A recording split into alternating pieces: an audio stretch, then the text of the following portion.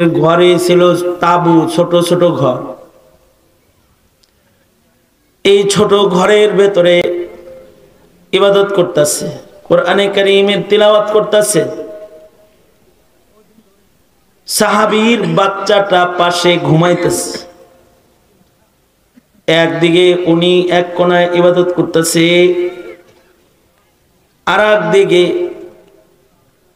সাহাবীর বাচ্চাটা ঘরের ভেতরে ঘুমাইতেছে। আবার ওই ঘরের এক কোণার মধ্যে আবার তার বাহন, তার গাড়িটা আছে। গাড়ি মানে ওই যুগের গাড়ি, ঘোড়া। ঘোড়াটা আবার ঘরের কোণায় বাঁধা আছে। এখন তো অনেক ঘর, এখন গাড়ির ঘর আলাদা, পার্কিং আলাদা, পাকের ঘর আলাদা, বাচ্চাদের চাইল্ড রুম আলাদা, খাওয়ার ঘর আলাদা, ডাইনিং স্পেস আলাদা, ড্রয়িং রুম আলাদা, গেস্ট রুম আলাদা। রুমের অভাব নাই এখন। বরঞ্চ কেউ যদি বলে একটা বাড়ি বানাইছি একটু দেখবেন, তো জিজ্ঞাসা করে কত স্কোয়ার ফিট, কয়তলা বাড়ি বানাইছ, ডুপ্লেক্স, দুতলা, তিনতলা না কয়তলা, জিজ্ঞাসা বসে। তার মানে বাড়ির আয়তন কত। এখন মানুষ বাগান বাড়ি বানায়, বাগান বাড়ি, বিশাল বাড়ি। আগের জমানার বাড়িগুলো ছিল ছোট ছোট, যেমন আমাদের নবীজির বাড়ি, নবীজির ঘর ছোট্ট। নবীজি যে ঘরে জন্মগ্রহণ করেছেন, হযরত আমিনার ঘরও ছোট্ট। এখনো তার নমুনা রেখে দেওয়া হয়েছে, দেখলে আন্দাজ করা যায় ছোট্ট একটা ঘর, আব্দুল মুত্তালিবের বাড়ি। আল্লাহর রাসূলের ঘরও ছিল ছোট। বুখারী শরীফের ভেতরে আছে নবীজির ঘর কত ছোট, যে আল্লাহর রাসূল দাঁড়ায় নামাজ পড়েন ঘরের ভিতরে, আর হযরত আয়েশা শুইলে ঘুমের তালে কোরআন দিয়া হযরত আয়েশা নবীজির মুসল্লার উপরে এসে শুয়ে থাকে। মানে এত ছোট ঘর যে নামাজ পড়ছে, একজন শুইলে সিজদার জায়গায় চলে আসে। হাদিসে আছে আল্লাহর নবী নামাজও পড়তেছেন, আবার হযরত উম্মুল মুমিনিন বলে নবী সিজদায় যাইবেন, সিজদার জায়গায় আমি শুয়ে রইছি, আল্লাহর রাসূল নিজের হাতে আমাকে সিজদার জায়গা থেকে দাবানি দিয়ে সরায় দিতেছে। তো সাহাবী বলে আপনার ঘরে নবী নামাজ পড়ে, এটা আপনি দেখেন না? তো হযরত উম্মুল মুমিনিন বলে ঘরে তো চেরাগ নাই, আর নবীজির লম্বা নামাজ, নবীজির নামাজে লম্বা তেলাওয়াত করতেন। রাতের বেলার নামাজে আল্লাহর রাসূল কখনো কখনো এক রাকাতে 3 পারা, 4 পারা, 5 পারা কোরআন তেলাওয়াত করতেন। আল্লাহু আকবার বলেন। আয়াত আপনাদের সামনে পড়েছি এবং নবীজির একখানি হাদিস আপনাদের সামনে পেশ করেছি। খুব সংক্ষেপে কিছু কথা। আমাদের জীবনের সূরাতুল কাহফে আল্লাহ তাআলা আমাদেরকে যে সতর্কতা করেছেন, সেটা হলো এই আয়াতে সতর্কতা হলো আমাদের জীবনের নেক আমল যেন আমরা নষ্ট না করি। সূরা কাহফ এটা তিলাওয়াত করা অনেক দামি একটা ইবাদত। কেউ যদি প্রতি শুক্রবারে সূরা কাহফ পড়ে, তো আল্লাহ তাআলা তাকে সকল প্রকারের ফিতনা থেকে আশা করা যায় হেফাজতে রাখবে। এবং যারা সূরা কাহফের ইয়াউমুল জুমআর তিলাওয়াতের আমলকারী হবে, ইকো বন্ধ করতে বলো, ইকো বন্ধ করো। সূরা কাহফের তিলাওয়াত যারা করবে তাদেরকে আল্লাহ তাআলা দাজ্জালের ফিতনা থেকেও হেফাজত করবে। এ কারণে আমাদের কোন কোন মুরব্বী বলেন সূরা কাহফ খালি শুক্রবারে না, প্রতিদিন তেলাওয়াত করো পারলে, তাহলে আল্লাহ তাআলা ফিতনার জমানায় 24 ঘন্টার দিনটাও তোমাকে ফিতনা মুক্ত রাখবে। কারণ এখন ফিতনা কম না বেশি? জোরে বলেন, ফিতনা কম না বেশি? এমন এমন ফিতনা আছে যে ফিতনাকে ফিতনা হিসেবে চেনা যায় না, সূক্ষ্ম ফিতনা এখন সমাজে প্রচুর পরিমাণ আছে। ফিতনার থেকে কেউ যদি ঈমান বাঁচায় চলতে চায়, তাহলে একটা আমল হলো, এই ছেলে চুপ করে বসে থাকো, ফিতনার থেকে মুক্ত। আপনিও আপনার মোবাইল নামায় কথা শুনেন, আপনার ভিতরে ঢুকান। ফিতনার থেকে ফিতনা মুক্ত চলার জন্য একটা গুরুত্বপূর্ণ আমল হলো সূরা কাহফের তিলাওয়াত করা।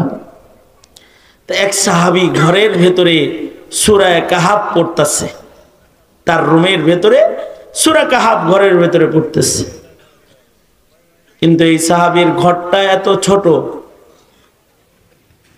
আগের জমানার মানুষের তো এত বেশি ঘর ছিল না, আমাদের যেমন অনেক ঘর, আগের জমানার মানুষের ঘর ছিল ছোট ছোট।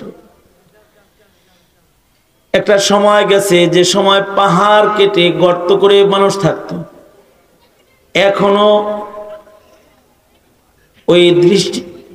ওই দৃশ্যগুলো দেখার জন্য মানুষ যায়, যে আগের জমানায় পাহাড় কেটে পাহাড়ের ভিতরে কিভাবে ঘর বানায় তারা থাকতো, গুহার মতো গর্ত করে করে থাকতো। ঘর বানানোর বুদ্ধি তখন ছিল না। আগের জমানার মানুষের যাদের ঘরের ভেতরে রাতের তিলাওয়াত হয়, রাতের নামাজ হয়, রাতের জিকির হয়, এই ঘরগুলো যদি দুর্বল ছোট্ট ঘর হয়, মানুষ ঘরগুলো পছন্দ করে না। কিন্তু যে ঘরে ইবাদত হয় ওই ঘরটা কার পছন্দের, জোরে বলে?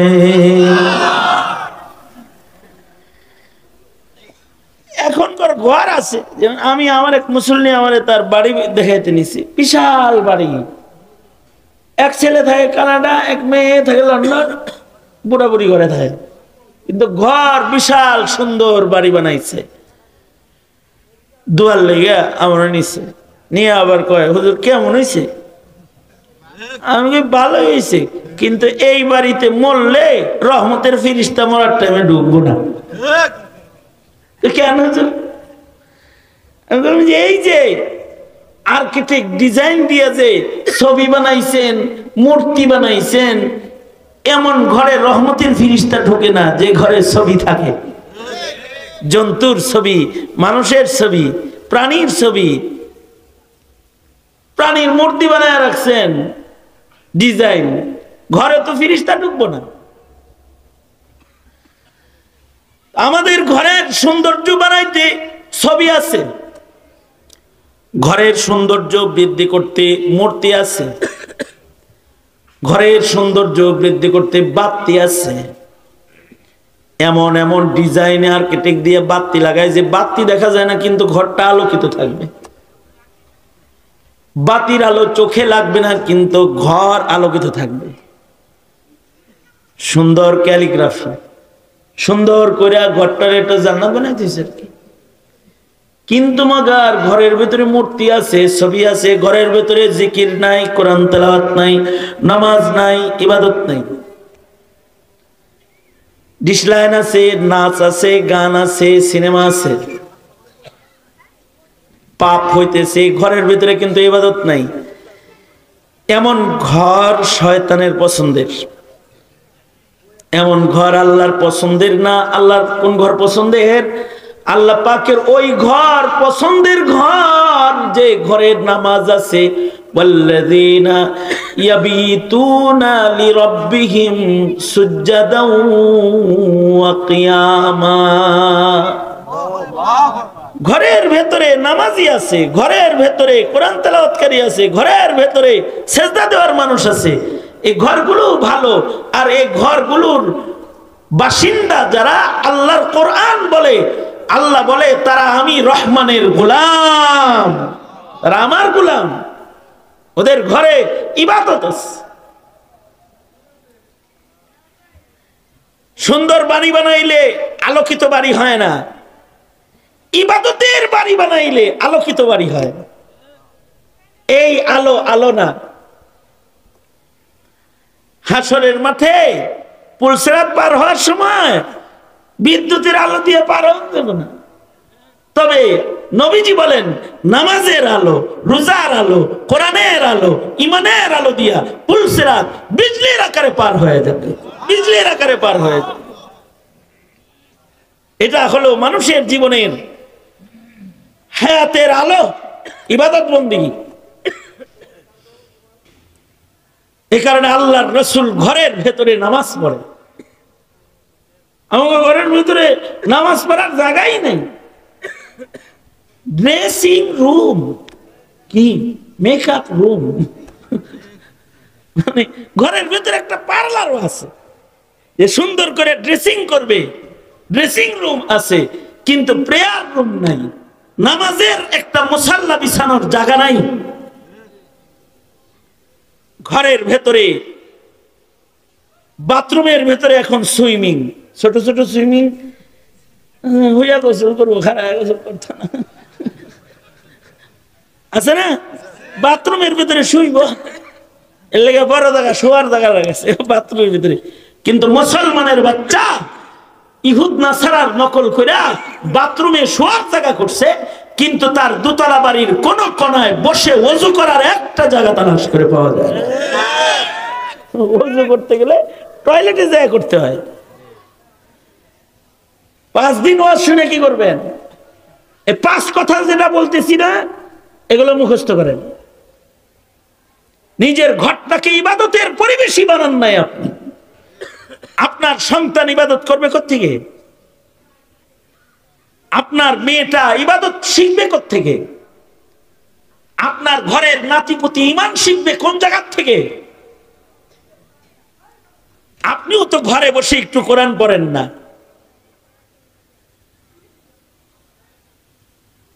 এক চাচা আছে আমার পরিচিত, মসজিদে পয়সাওয়ালা, হ্যাঁ মসজিদের ভেতরে একটা টুল চেয়ার বানানো আছে আমাদের মহল্লার মসজিদে। এই টুল চেয়ার আমি বাইর করছি মহল্লার মসজিদ থেকে। কি লেগে? চাচা ওইখানে বসে ইমাম সাহেব যখন খুতবা দেয় তখনও হের কোরআন তেলাওয়াত শেষ হয় না। বুঝেন নাই কথাটা? আমি বুঝাইতে পারি না ওনাকে। হ্যাঁ একটা চেয়ার আছে, বসে নামাজ পড়ে, তো ওখানে একটা টুল আছে, ওখানে একটা কোরআন শরীফ রাখা আছে, বসে বসে খুব পড়ে ওখানে বসে। ইমাম সাহেব যে ওয়াজ করতেছে, ইমাম সাহেবের ওয়াজও শোনে না। আমি একদিন বললাম এটা এখানে রাখা না যায়, সারা এখান থেকে জায়েজ নেই। চাচা খুব খেপছে। আমি কইছি যে ঘরে পড়তে পারেন না? এনে আয়েন হুজুরের ওয়াজ শুনবেন, বয়ান শুনবেন, তালিম শুনবেন, কোরআন শরীফ যা পড়া দরকার ঘরের কোণে এরকম একটা সেট করে লটটা। ঘরে কোণে সেট করুন, বই ক্যাট করে। ঘরের ভেতরে পরিবেশ নাই। না, মুসলমানের ঘর হবে ইবাদতখানা, সিনেমা হল না মুসলমানের ঘর। এই কথা বলেন না কেন? জোরে আওয়াজ করবেন। মুসলমানের ঘর কোন সিনেমা হল? এটা সিনেমা হল না। মুসলমানের ঘর ইবাদতগাহ, ইবাদতের জায়গা ওটা। মুসলমানের ঘরে সকাল শুরু হবে আল্লাহর কালামের তিলাওয়াত দিয়া। মুসলমানের ঘরের নারীরা ইবাদত কোনায় বসে থাকবে, ইবাদতগাহ। ঘরের ভেতরে থাকবে বন্দিগি। তাহলে সন্তানগুলার নাস্তিক হবে না, কাদিয়ানি হবে না, মুরতাদ হবে না, বিদআতি হবে না। এই কথা বলেন না, আওয়াজ করে বলেন না কেন? ওরা গুনাহগার হবে না, ওরা মা বাবার ইবাদত দেখে দেখে ইবাদত শিখবে।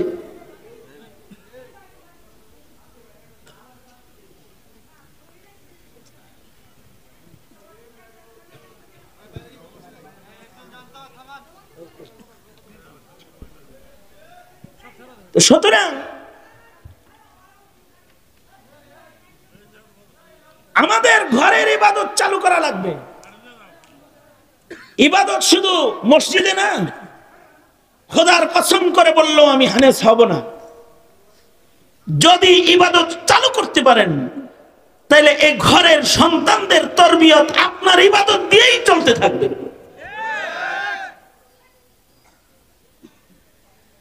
আল্লাহর রাসূল ঘরে কত রুনাজারি করতেন। আপনারা রুনাজারি করার লেগা খালি মসজিদে আসেন, তাও রুনাজারি করার দায়িত্ব দেন ইমাম সাহেবের কাছে। হুজুরের মুনাজাতটা খুব ভালো, হুজুর কান্দায় দেয়। আপনি কানতে পারেন না?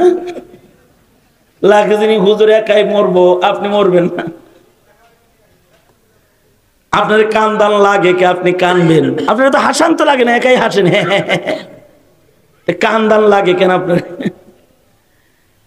আপনি অতটুকুন ক্ষুধাবিধি দিলের ভিতরে আনেন যেন আপনার ঘরের কোনায় মুনাজাতে আপনি কাঁদেন। আল্লাহর রাসূল ঘরের কোনায় কাঁদতেন। কিরকম কান্না কাঁদতেন? হযরত আয়েশা বলে, আমি ঘুমায় গেছি, নবী সেজদা দিয়া এমন কান্না শুরু করছে যে নবীর চোখের পানিতে বিছনা ভিজা গেছে। ঘুমন্ত আমার হাত ভিজা বিছানায় পড়ছে, আমি মনে করেছি মশকের পানি পড়েছে। উঠে দেখি আমার নবী কাঁদতেছে, নবীর চোখের পানিতে বিছনা ভিজে গেছে। কি পরিমাণ চোখের পানি পড়লে বিছানা ভিজে? হযরত উম্মুল মুমিনিন বলে, আল্লাহর রাসূল ঘরের ভেতরে এমন লম্বা সেজদা দিছেন, আমি মনে করছি এত লম্বা সেজদা তো মানুষ দেয় না, মনে হয় নবীজি নাই। সেজদার হালতে বুঝি মাশউকের কাছে নবী চলে গেছে। হযরত উম্মুল মুমিনিন বলে, সেজদারত পয়গম্বরের আঙ্গুলি ধরে আমি নাড়াচাড়া দিছি। যখন নাড়া দিছি নবী শক্ত করে পাটা জমিন আটকায় ধরছে। তখন আমি বুঝছি না, নবীজি হায়াতে আছে। আল্লাহ পাকের কদমে সেজদা দিয়া নবীজি রুনাজারির লজ্জত লইতেছে। আমাদের ঘরে তো নাটকের লজ্জত আছে, সিনেমার লজ্জত আছে, নাটকের লজ্জত আছে, কিন্তু আমাদের ঘরে ইবাদতের লজ্জত নাই। সাহাবী ঘরের ভেতরে কোরআন তেলাওয়াত করতেছে।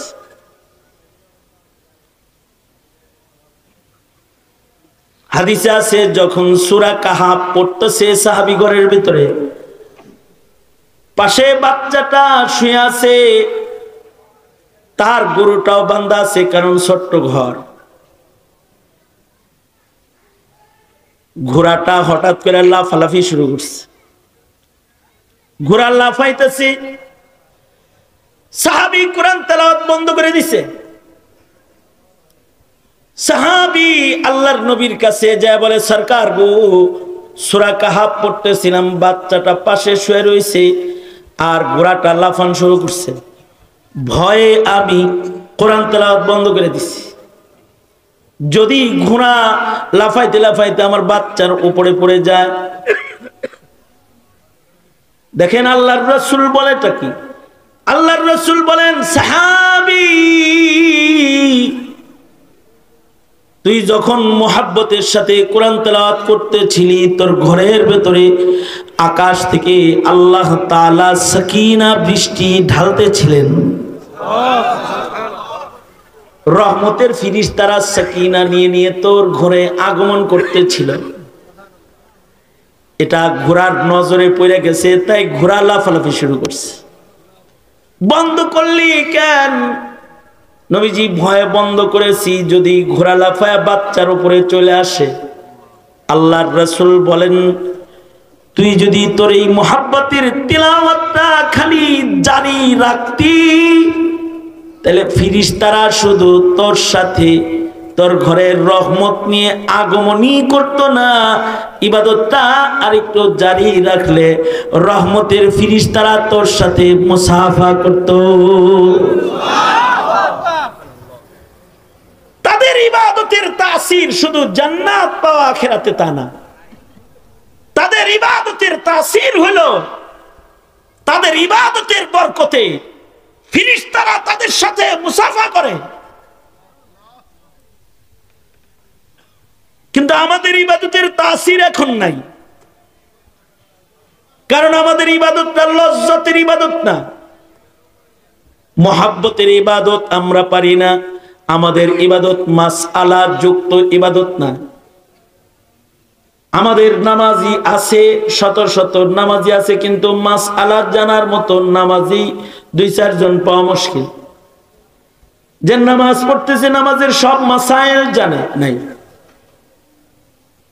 বিশুদ্ধ কোরআন মাজিদের তিলাওয়াত জানে নাই, বিশুদ্ধ ওযু জানে, এমন সন্তান পাওয়া এখন মুশকিল হয়ে গেছে। যদি এখন জিজ্ঞাসা করি, বলেন তো ভাই, যদি জিজ্ঞাসা করি আর কি, যে বলেন তো ভাই, যদি ফরজ গোসল করতে হয়, ওয়াজিব গোসল, জানাবাতের গোসল যদি করতে হয়, তাহলে কেমনে করবেন? কইতে পারবেন? এই গোসলের নিয়মটা পর্যন্ত বলতে পারবে না। আমাদের কেউ আছে গোসলের আগে ওযু করে, আর কেউ আছে শুধু গোসল করে ওযু করে না। সে চিন্তা করে গোসল হইলে তো শরীর এমনি পাক হইলে ওযু দরকার নেই, ঠিক আছে শরীর পাক হইছে। আর কেউ আছে ডাইরেক্ট গোসল করে পরে ওযু করে, তার গোসলও হইছে ওযুও হইছে, কিন্তু তার এই গোসলের ওজন কম হইছে। আর যে শুধু গোসল করেছে তার পবিত্রতার ওজন আরো কম হইছে। কিন্তু জানাবাতের গোসল আগে ওযু করবে পরে গোসল করবে, সুন্নত তরিকায়। আগে ওযু পরে গোসল। যদি কেউ এভাবে গোসল করে, তাহলে তার এই পবিত্রতার পাওয়ার বেশি হয়ে যাবে, তার তহারাতের পাওয়ার বেশি হবে। যার তহারাতের পাওয়ার যত বেশি হবে, তার ইবাদতের পাওয়ার তত বেশি হবে। কিছু কিছু মানুষের ইবাদতের পাওয়ার বেশি হবে মাসাইলের কারণে, কিছু কিছু মানুষের ইবাদতের পাওয়ার বেশি হবে তার ইখলাসের কারণে, কিছু কিছু মানুষের ইবাদতের পাওয়ার বেড়ে যাবে তার সুন্নতের হেফাজতের কারণে। কয়েকজন আবেদ আমরা পাবো যারা এভাবে হিসাব করে করে ইবাদত করে? ইবাদত তো করেও না, ইবাদত করা এখন শিখেও না, ইবাদত করা শিখায়ও না।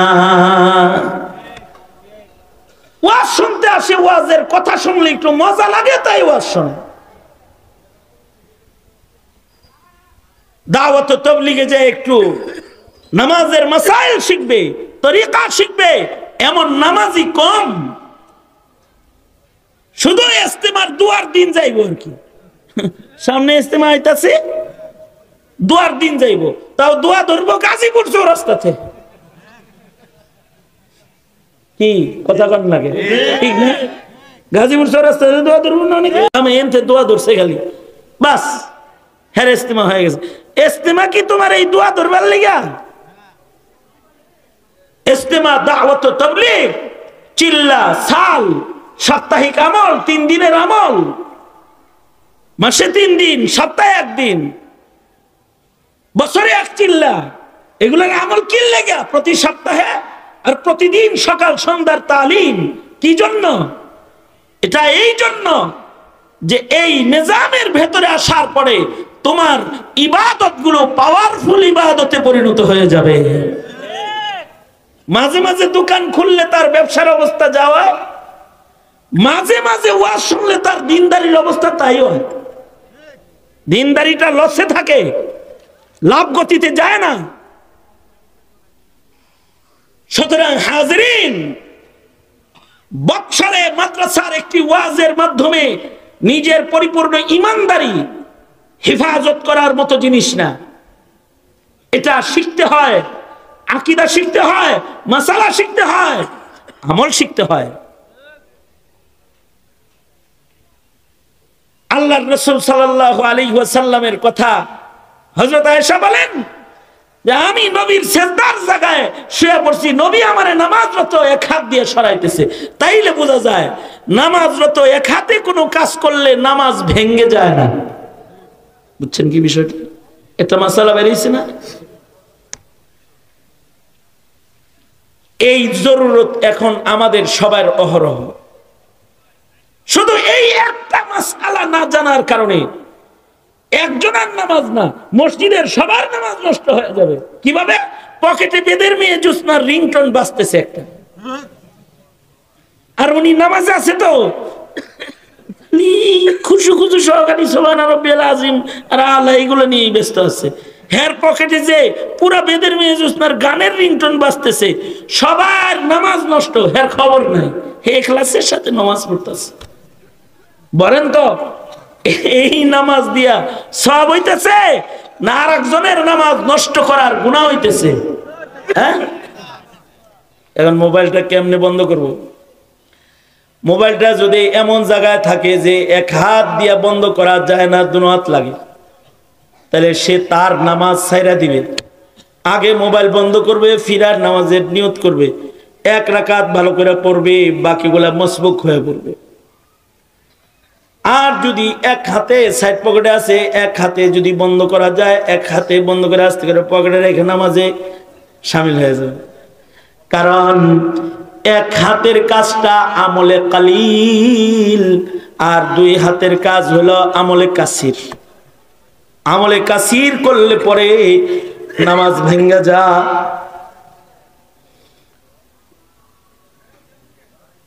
আমি আমার পাশে একজন নামাজে দাঁড়াইছে হজের সফরে, হারাম শরীফে, তো বুড়া হাজি হজে গেছে, তো এর ছেলে করছে কি মোবাইল একটা কিনা বাপের গলায় ঝুলাই দিছে, কারণ এহরামের কাপড় পরলে তো পকেট থাকে না, ফিতা দিয়ে গলায় দিয়ে দিচ্ছে।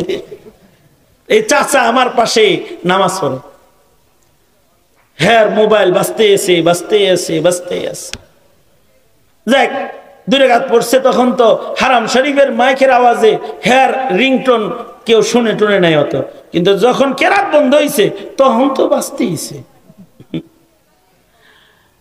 চাচা করলো কি, চাচা মোবাইলটা ধইরাই বললো, আমি নামাজ পড়তেছি, পরে কল করিস। একে তো হাত ব্যবহার করলো, কান ব্যবহার করলো, মুখ ব্যবহার করলো। অবশ্য এমন আমলে কাসির ইসলামের পয়লা যুগে ছিল। একজন মসজিদে যায় আরেকজনের দিকে, ভাই কয় রাকাত হইছে, ও কইতেছে 3 রাকাত। কিন্তু নামাজের পরিপূর্ণ মাসাইল আসার পরে তো এই আমলে কাসির আউট হয়ে গেছে। এখন না জানার কারণে সে তার হারামাইন শরীফাইনের নামাজটাও নষ্ট করে ফেলেছে। এবার বলুন তো আপনারা বুঝে থাকলে, এই যে যত মাসাইল আছে, মাসাইল গুলা তো ব্রাক স্কুলে শিখায়,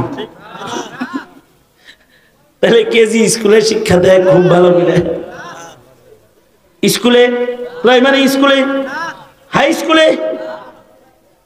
আপনি খালি যে জ্যামিতি শিখাইতেছেন আর বীজগণিত শিখাইতেছেন, মাসলা শিখাইলেন না কে? আপনার ছেলের কি নামাজ পড়ার দরকার নাই? আপনার মেয়েকে যে মাসাইল শিক্ষা দিলেন না, তো ও ইবাদত করবে কে? আপনি। এ কারণে তলাবুল ইলমি ফারিদাতুন আলা কুল্লি মুসলিম। ইবাদত মনে মনে ভাবতেছে খুব ইবাদত করতেছে, আসলে নষ্ট করতেছে। ওহুম ইয়াহসাবুনা আন্নাহুম ইহসিনুনা সুনআ। হিসাব করতেছে অনেক ইবাদতের, পরে গুন্না দেখে যে আমল নামায় ইবাদত একটাও নাই। সুতরাং আমাদের সন্তানদের হালত যেন এই হালত না হয়, এর জন্য দরকার হইল ইলমি দ্বীন। দরকার কি? জোরে বলেন। এই ইলমি দ্বীনের ন্যূনতম কিছু সংরক্ষণ, পরিপূর্ণ না, কিছু সংরক্ষণ ছোট ছোট মাদ্রাসার মাধ্যমেও এলাকায় হয়। এ কারণেই জানাজার ইমামটাও পাওয়া যায়। এইটুক যদি না থাকতো, না ঈদের ইমাম, না জানাজার ইমাম, না আজান দেওয়ার মানুষ, না ইমাম নামাজের ইমামতি করার ইমাম আমরা তালাশ করে পাইতাম না। তাইলে বলেন, আপনাদের এলাকার এই মাদ্রাসা আপনাদের ঘরের, আপনাদের সমাজের সকল মানুষের আমল বাঁচানোর জন্য দরকার, না বন্ধ করে দেওয়া দরকার? তাইলে এবার বলেন, মাদ্রাসার পক্ষে থাকবেন না বিপক্ষে থাকবেন? বুঝে গেছেন তো? কারা কারা পক্ষে থাকবেন? ইনশাআল্লাহ। মাদ্রাসাকে রাজনৈতিক গুলি বানাবেন না, ইনশাআল্লাহ। জোরে করে বলেন ইনশাআল্লাহ। একদল আসবে একদল যাবে, মাদ্রাসা দ্বীনি গতিতে চলবে, সবাই মাদ্রাসার সাথে থাকবেন ইনশাআল্লাহ। আল্লাহ তাআলা আপনাদের সবাইকে থাকার তৌফিক দান করেন, এই মাদ্রাসা দেখভাল করার তৌফিক দান করেন। বিশ্ব ইজতেমায় সবান্ধবে সফল করতে এগিয়ে যাবেন ইনশাআল্লাহ। 31-1-2 আল্লাহ তাআলা কবুল করেন, আমিন। সবাই ইস্তেগফার করেন। আর কেউ আছে ওয়াজের? সবাই ইস্তেগফার করেন। আস্তাগফিরুল্লাহ রাব্বি মিন কুল্লি যামবি ওয়া আতুবু ইলাইহি লা হাওলা ওয়ালা কুওয়াতা ইল্লা বিল্লাহিল আলিয়্যিল আযীম। আস্তাগফিরুল্লাহাল্লাযী লা ইলাহা ইল্লা হুয়াল হাইয়ুল কাইয়্যুম ওয়া আতুবু ইলাইহি। আলহামদুলিল্লাহি রাব্বিল আলামিন। রাব্বুল আলামিন গ্রামের ভেতরে গ্রামের মানুষের ভালোবাসার কেন্দ্রবিন্দু একটা মাদ্রাসা। তোমার নবীর প্রেমে রশি মজবুত করার জন্য এলাকাবাসী মাদ্রাসার খাদেম, প্রাণ উজাড় করে মাদ্রাসাকে ভালোবাসার তৌফিক তাদের তুমি দান করো। মাদ্রাসার মাহফিলে আমরা এসেছি, আমাদের হৃদয়ে নবীর মোহাব্বত বাড়ায় দাও। আমাদের সন্তানদেরকে ঈমান ইবাদত শিখাইবার তৌফিক আমাদের তুমি দান করো আল্লাহ। ইয়া আল্লাহ, এই মাজমাকে কবুল করে নাও। যে যেখান থেকে এসেছে কদম কদম নেক দিয়ে বাড়ি ফিরিয়ে দাও রব্বুল আলামিন। মাদ্রাসার সকল হাজাত খাজানায়ে গায়েব থেকে মিটাও। তোমার পছন্দের বান্দাগুলাকে মাদ্রাসা মুখী করে দাও, ঝুঁকায় দাও। ইয়া আল্লাহ, আসাতিজায়ে কিরাম, ছাত্র তোলাবার সকলকে কবুল মঞ্জুর করে নাও রব্বুল আলামিন। অত্র এলাকায় মাদ্রাসার আলোর বরকতে শিরিক বিদআত মুক্ত রাখো আল্লাহ। সকলকে সহি ঈমান সহি আমল শিখার তৌফিক দান করো আল্লাহ রব্বুল আলামিন। পুরাদের আবু বকর বানাও, যুবকদের খালিদ বিন ওয়ালিদ বানাও। কবরের নিচে যত মাইয়িত ঘুমায় রয়েছে সকল মাইয়িতের কবরের আযাব মাফ করে দাও আল্লাহ। এলাকায় যত অসুস্থ রোগী আছে সুস্থ করে দাও। আমাদের সালাম প্যারা নবীর রওজায় আতহারে পৌঁছায় দাও। সারা দুনিয়ার মুসলমানদেরকে নাজাত আর শান্তি দান করো। ইয়া আল্লাহ, মুহতারাম সাহেবকে ইখলাস ও মুহাব্বতের সাথে আরো ভরপুর মেহনত করার তৌফিক দান করো আল্লাহ। কমিটির প্রত্যেকটা সদস্যকে হাসরের মাঠে কোরআনের খাদেম করে দাঁড় করায়া দিও আল্লাহ। এলাকার নারীদেরকে মাদ্রাসার খেদমত করার তৌফিক দান করো। মাদ্রাসায় টাকা পয়সা পাঠাইবার তৌফিক দান করো। ইয়া আল্লাহ, মহল্লার মানুষদেরকে মাদ্রাসার ছাত্রদেরকে আদর যত্ন করার তৌফিক দান করো। ইয়া আল্লাহ, সুন্নতের আমল দাও, শরীয়তের আমল দাও। হার কিসমের মাসিয়াত থেকে এলাকাবাসীকে ধরে ধরে বাঁচাও। আমাদের সন্তানদেরকে ইয়া আল্লাহ নেককার বানায়া দাও। আমাদের বংশে কোনো বেনামাজি পাঠায়ো না আল্লাহ। ঈমান বুঝে না এমন করে পাঠায়ো না আল্লাহ রাব্বুল আলামিন। ঈমানদার নেককার আমাদের রক্তে কিয়ামত পর্যন্ত জারি করে দাও। যত কল্যাণ মঙ্গল সব আমাদেরকে দাও, অকল্যাণ হতে ধরে ধরে বাঁচাও। আল্লাহুম্মা আইন্না আলা যিকরিকা ওয়া শুকরিকা ওয়া হুসনি ইবাদাতিক। আল্লাহুম্মা ওয়াফফিকনা লিমা তুহিব্বু ওয়া তারদা মিনাল কওলি ওয়াল আমালি ওয়াল ফি'লি ওয়ান নিয়তি ওয়াল হাদি ইন্নাকা আলা কুল্লি শাইইন কাদির। সুবহান রাব্বিকা রাব্বিল ইজ্জাতি আম্মা ইয়াসিফুন ওয়া সালামুন আলাল মুরসালিন ওয়ালহামদুলিল্লাহি রাব্বিল আলামিন।